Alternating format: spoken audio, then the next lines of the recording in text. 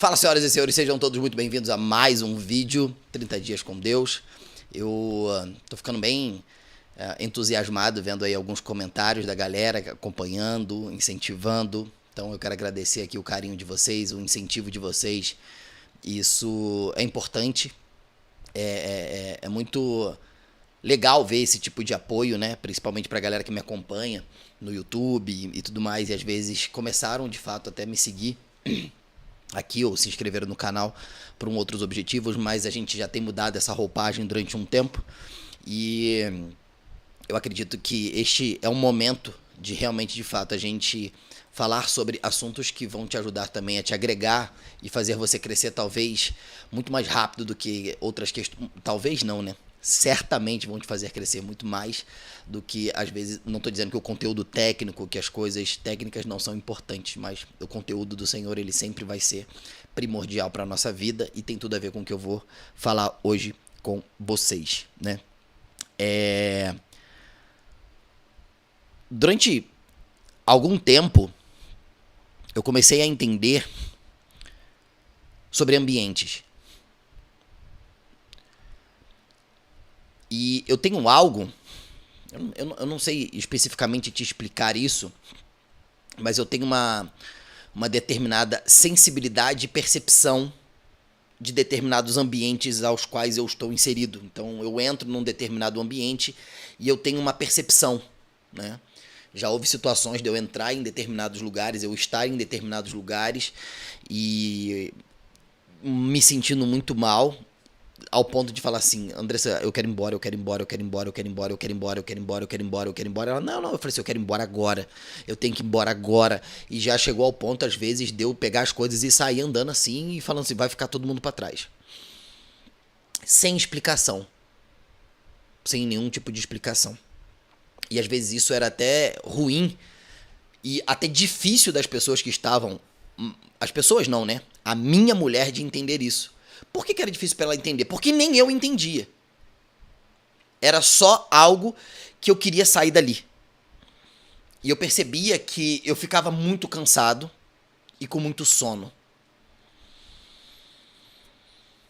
Isso aconteceu algumas vezes. No início do meu relacionamento com ela também, isso acontecia muito ao ponto de eu não desmaiar propriamente dito, mas ao ponto de eu, assim, cair num cansaço tão profundo de dormir. Assim, de dormir, de roncar. E ela falava: nossa, você dormiu de roncar. E, tipo, independente de onde eu tava. Às vezes, assim, eu tava conversando com ela tá aqui na minha frente, não me deixa mentir. Eu tava conversando com ela e dormia. Possivelmente vocês ouviram ela rindo. Por quê? Era algo que eu não conseguia controlar e eu não sabia o que era isso. Então, essas duas coisas sempre estiveram muito presentes em mim: ambiente, energia e percepção. Percepção. Eu sou uma pessoa muito observadora, principalmente a título comportamental. Eu consigo observar e eu não sei explicar. Tem uma coisa que eu ouvi uma vez, eu sei que sei, mas não sei porque sei. Eu sei o que eu estou vendo, mas eu não sei o porquê que eu sei aquilo. Eu não consigo explicar, né? É algo, né, que acredito que é um dom do Senhor.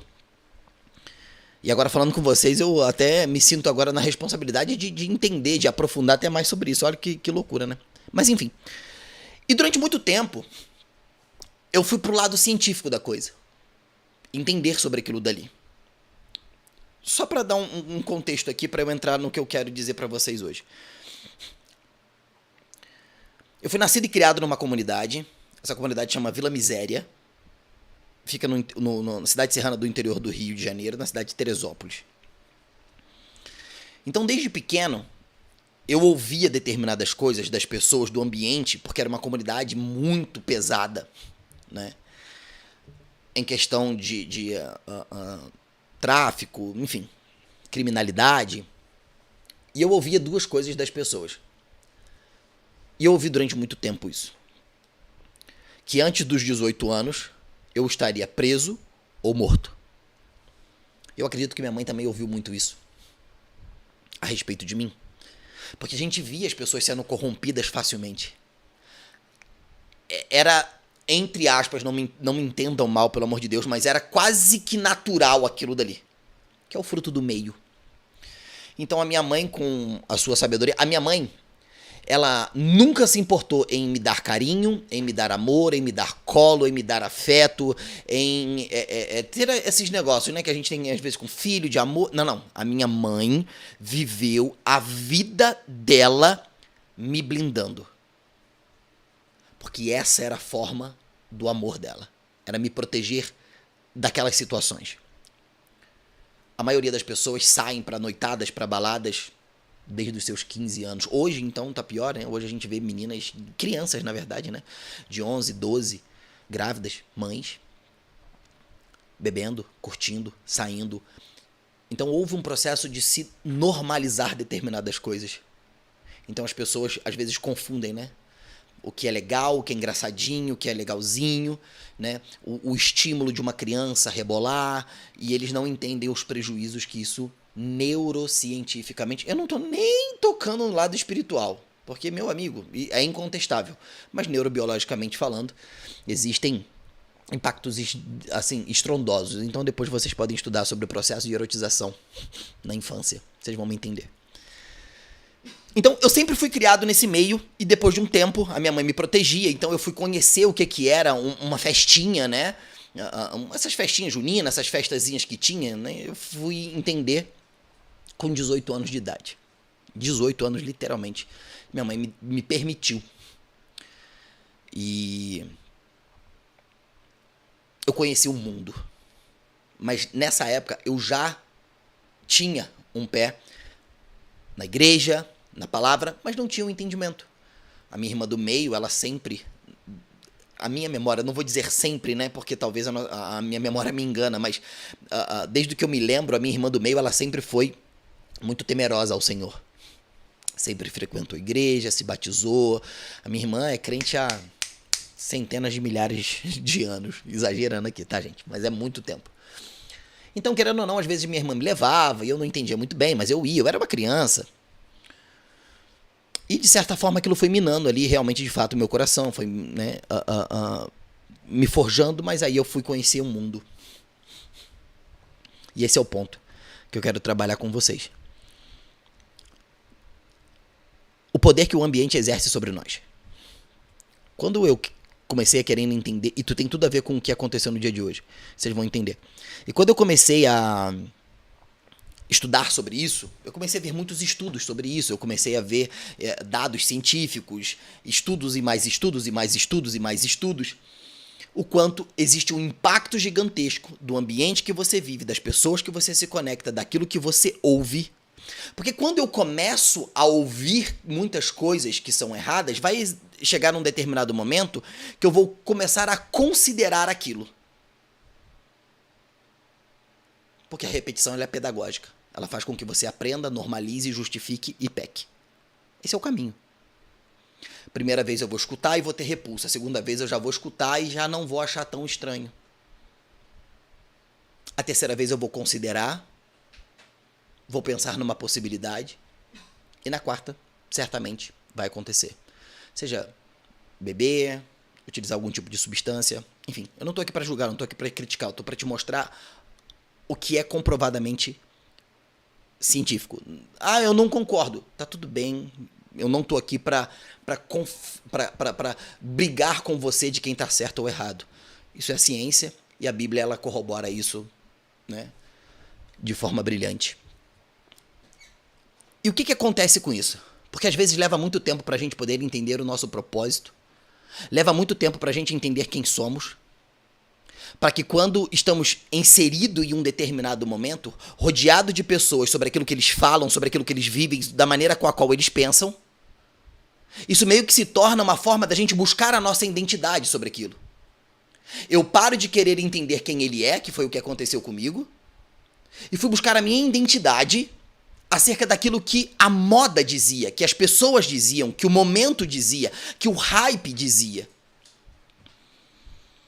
E aí a gente deixa de viver a nossa identidade em Cristo para tentar viver a nossa identidade acerca das que aquelas pessoas dizem para que eu possa pertencer a um determinado grupo de pessoas.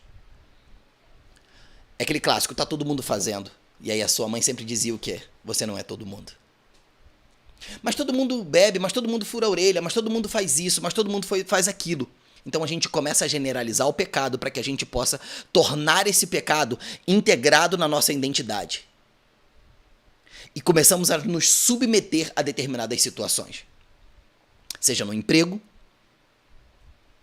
me submeter a uma determinada situação ridícula, seja ter que beber um drink para poder não ser a pessoa chata do ambiente, seja você ter que se submeter a fazer escolhas acerca daquilo que fere os seus princípios e valores, e você precisa se submeter. Certa vez eu escutei uma história de uma menina de princípios e valores, foi convidada para ir para uma despedida de solteiro, ela não sabia o que era uma despedida de solteiro, propriamente dito, e chegou lá, tinha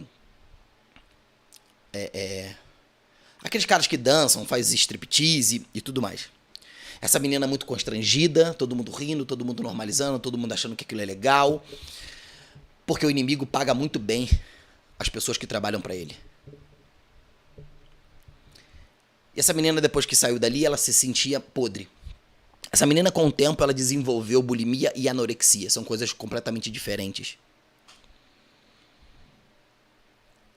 E com o processo de trabalhos, de terapias, eles conseguiram entender que ela tinha desenvolvido anorexia e bulimia por conta dos alimentos que estavam naquela festa, que tornaram um bloqueio na cabeça dela como um ambiente, um lugar sujo, e que se ela estivesse comendo aquilo dali, era como se ela estivesse voltando para aquela situação. E ela era tão enojada com aquilo dali que ela desenvolveu transtornos mentais. Eu não acredito nisso. Tá tudo bem. A gente não tá aqui para debater sobre isso. Porque você precisa entender que Deus sabe quem você é e os demônios também sabem quem você é.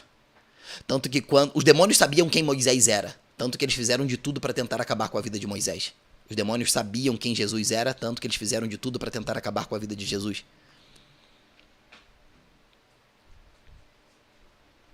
Então, os ambientes que a gente se insere, eles vão fazer algumas coisas. Certo? Primeira coisa que os ambientes vão fazer acerca de você: normalizar. O ambiente que você frequenta sempre vai buscar normalizar os atos daquela comunidade.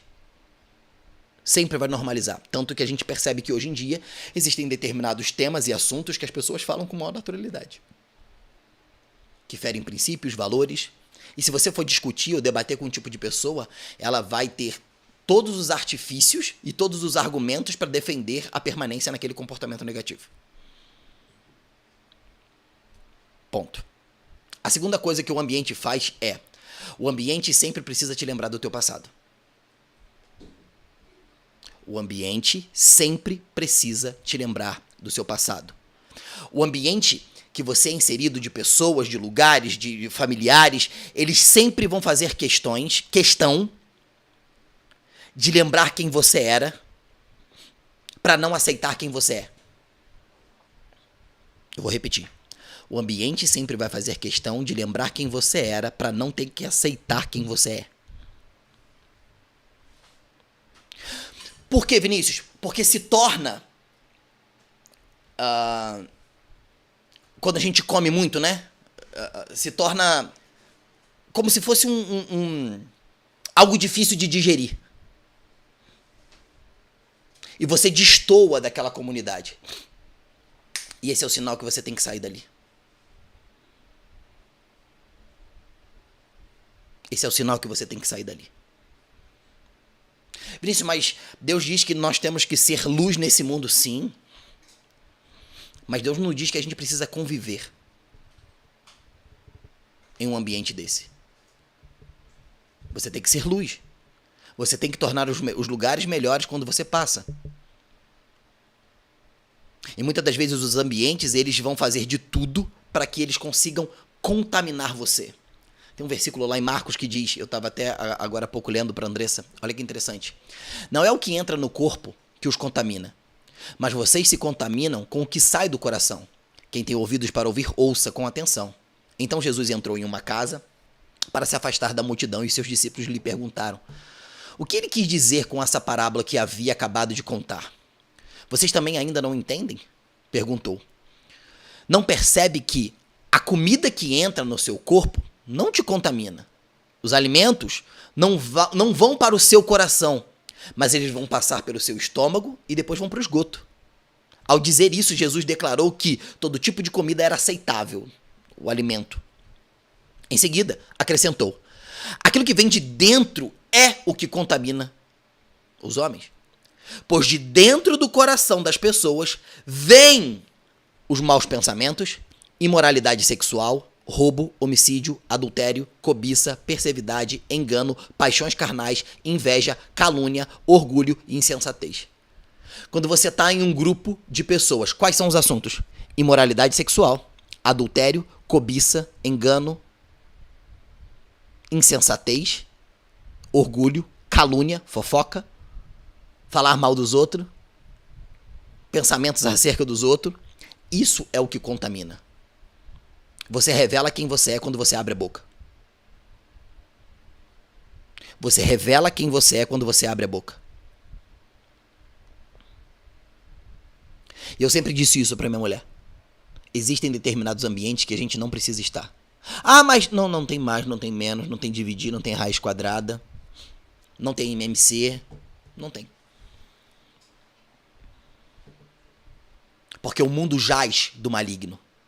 Vinícius, mas como que a gente lida com o mundo? Então, estamos no mundo, mas não somos do mundo. A gente não consegue entender que a gente não está aqui na Terra lutando para obter vitória. Já estamos lutando aqui na Terra contra as coisas difíceis que aqui acontecem em vitória. Porque o próprio Jesus já venceu. Ele disse, fique em paz. Eu venci. O eu venci não é que nós seremos Jesus. Mas quando ele diz eu venci, ele diz assim, você também consegue. É possível. Eu vim aqui e mostrei para vocês que é possível. E mais do que isso, eu vou enviar o Consolador, que é o Espírito Santo. Eu vou deixar um manual para que vocês possam se instruir. E para que dessa maneira vocês ajam em sabedoria. Só que muitas das vezes o que está aqui, por exemplo, calúnia, inveja, são pensamentos que nos parece correto. Porque, por exemplo, vamos lá, o ciúme, por exemplo. O ciúme, você tem uma justificativa para aquilo dali. Falar mal dos outros, você tem uma justificativa do ato de você não concordar com o que aquela pessoa faz ou deixa de fazer. É uma justificativa. Mas nós não fomos chamados para ter opinião sobre as pessoas. A gente não foi criado para ter opinião sobre as pessoas. Deus não nos fez para ter opiniões sobre pessoas. Ele fez para que nós tenhamos um posicionamento diante daquilo que ele é e cumprir os princípios que ele deixou. E que através da nossa vida sejamos um espelho. Por exemplo, quando você está diante de uma determinada pessoa que você percebe que é uma pessoa importante, o seu vocabulário o quê? Muda.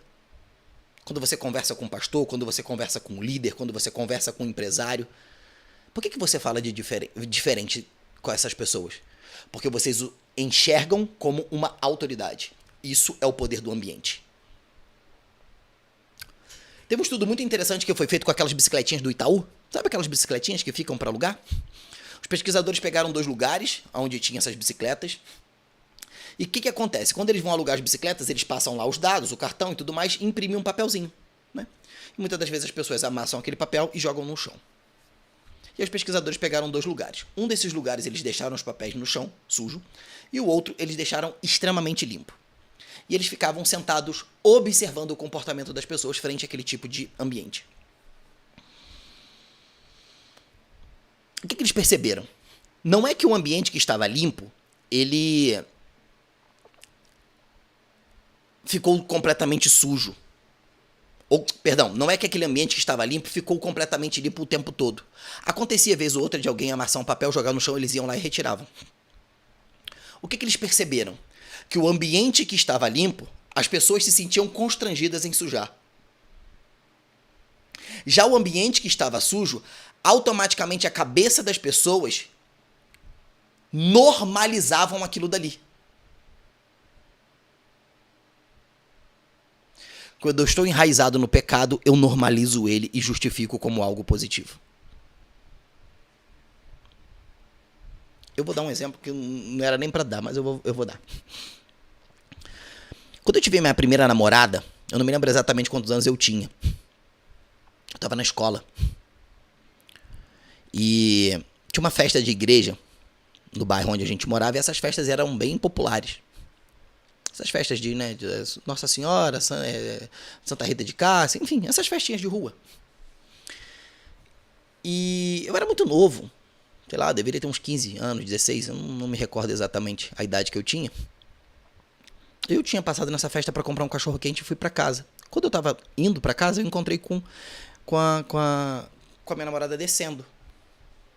Ela não me viu, então eu passei direto. Imaturo. E fui pra casa. No outro dia, isso era num domingo. No outro dia, segunda-feira, dia de ir pra escola. Cheguei na escola. Estudava pela manhã, entrei. Olhei no quadro. Tinha uma árvore com um monte de galho. Tinha o desenho do diabo com um chifrezão. E aí estava escrito assim: Vini Boizão.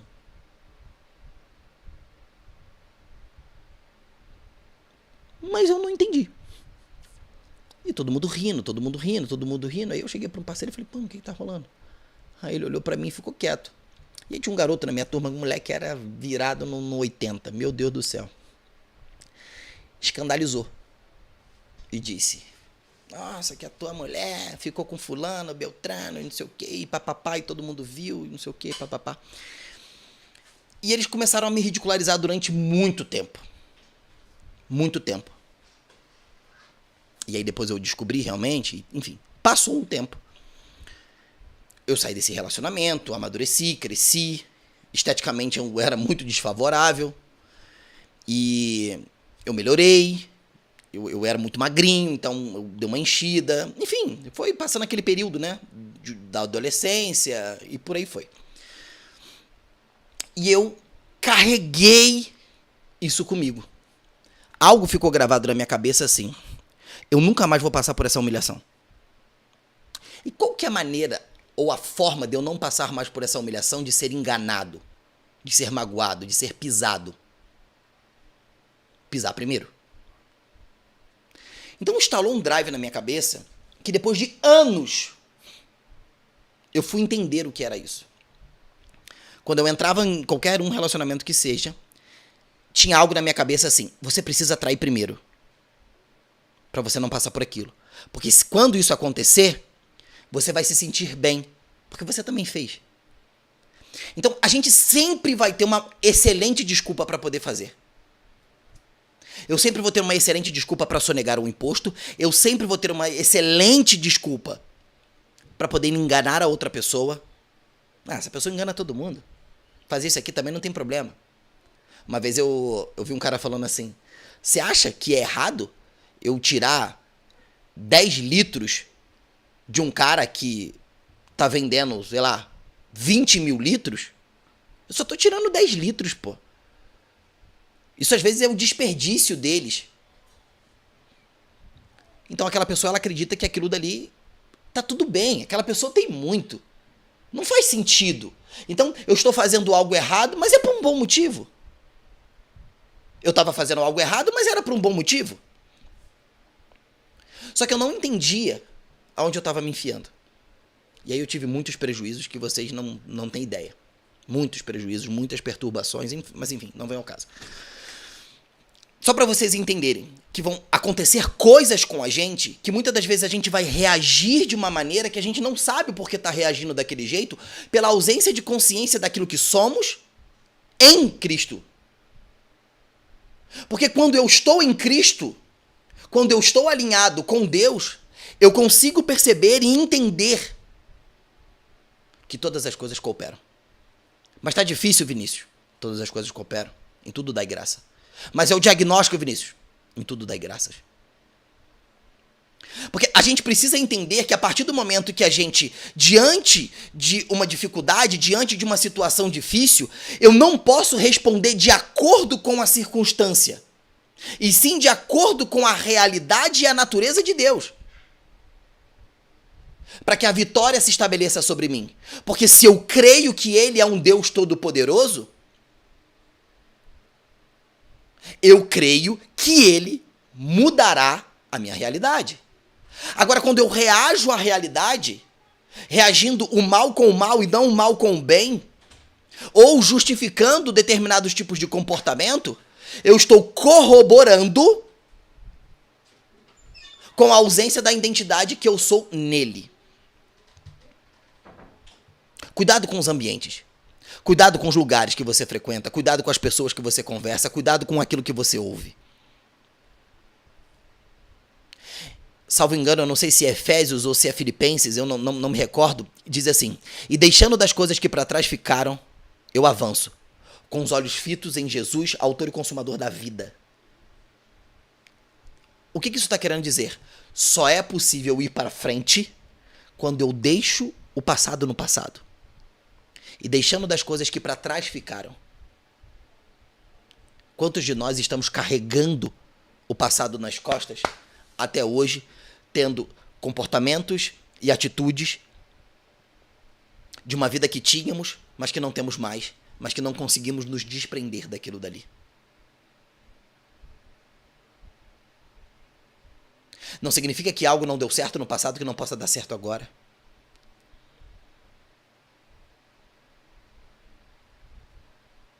Não significa que algo ruim aconteceu lá atrás que vá acontecer novamente. Isso não é uma matemática exata. A melhor maneira de prevenir o seu futuro é entregando nas mãos do Senhor.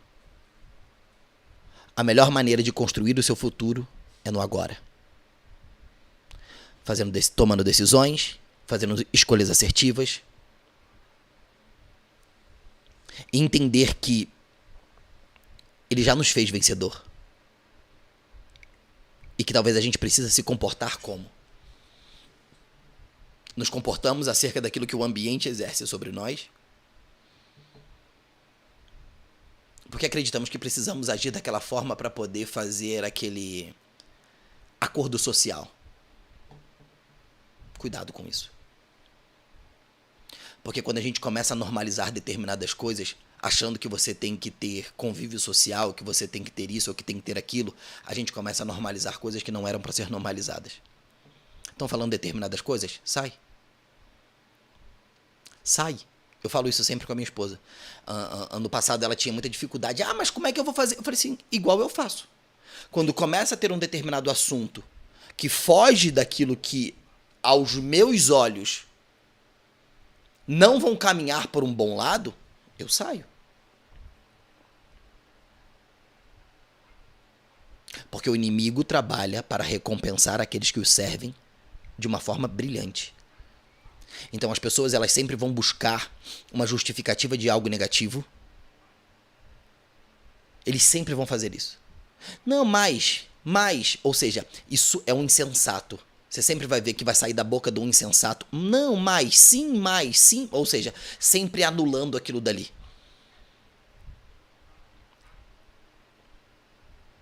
O inimigo ele só precisa fazer algumas coisinhas com você. Medo, distração e dúvida. O resto você faz sozinho.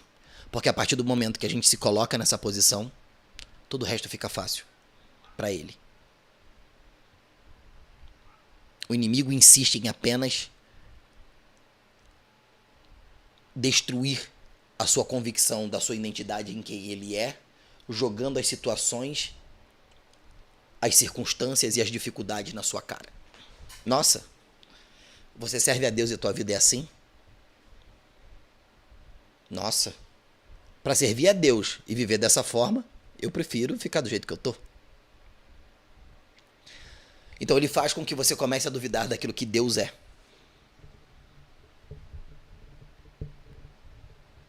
Tirando de você a sua identidade e as suas convicções. A propósito, eu ouvi algo do Bill Johnson que eu gostaria de dizer e encerrar esse vídeo, que ele falava assim: não existe uma batalha entre Deus e o diabo. Satanás não é o oposto de Deus. O oposto do Satanás é o Miguel, porque são criaturas que foram criadas. Não existe isso. Não há uma luta entre Deus e o diabo. Porque o inimigo, ele só existe apenas como um campo de treinamento para o povo de Deus que reinará com ele na eternidade. Não há como fugir das dificuldades. Deixa eu ler o meu devocional de hoje para vocês, rapidão, e eu vou encerrar o vídeo. Olha só. Ora, é para esse fim que labutamos e nos esforçamos de sobremodo, por quanto tempo posto nossa esperança no Deus vivo, Salvador de todos os homens, especialmente dos fiéis. 1 Timóteo 4,10. Nossa vida começa, isso aqui é uma reflexão do Billy Graham, lembrando que é esse devocionalzinho aqui que eu leio, tá? Nossa vida começa com o sofrimento. O tempo de nossa existência é marcado por dores e tragédias da vida, chegando ao fim devido ao inimigo chamado morte. Aquele que espera escapar das dores e dos sofrimentos e das decepções que passamos, simplesmente não tem conhecimento algum da Bíblia, da história ou até mesmo da vida. O maestro sabe que o sofrimento precede ao sucesso e à glória. Ele sabe que horas, dias, meses de práticas extenuantes, sacrifícios, precedem a uma honra de apresentações perfeita onde a sua regência é aclamada. O aluno sabe que anos de estudo, privações, renúncias, precede o dia glorioso de uma formatura, de uma graduação com louvor.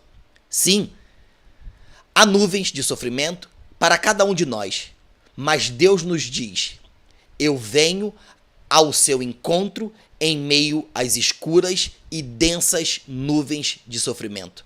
Pela fé, em meio à tempestade, podemos contemplar a sua face bendita. Em todo sofrimento, Deus tem um plano e um propósito. Oração. Pai Celestial, ajuda-me a lembrar de que nenhum dos meus sofrimentos é em vão. E por meio deles, que me fazes entender ainda mais o teu amor e o teu consolo. Amém. Durante muito tempo, a gente luta para fugir de algo que é necessário para que possa nos forjar para uma próxima etapa.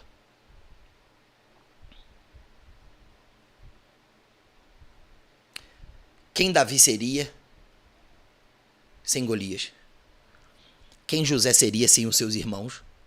Quem José seria sem a prisão? Quem José seria? O inimigo só existe como campo de treinamento para revelar os lutadores e vitoriosos que vão reinar com Deus na eternidade.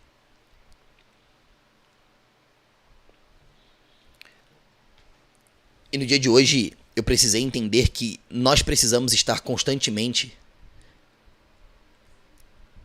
vigiando e não perdendo a consciência daquilo que somos. Porque a partir do momento que deixamos de entender aquilo que somos, deixamos de entender aquilo que ele é, e quando deixamos de entender quem ele é, tudo me parece muito conveniente, tudo me parece muito agradável. E você precisa entender que vão ter momentos na sua vida que você vai precisar deixar. E deixando das coisas que para trás ficaram, eu avanço. Vão ter momentos que você vai precisar deixar pessoas que não podem mais fazer parte da sua vida. Vinícius, mas como que isso vai acontecer? É um momento de amadurecimento. Uma vez eu ouvi uma frase que dizia assim: toda vez que o ônibus para no ponto, alguém tem que descer.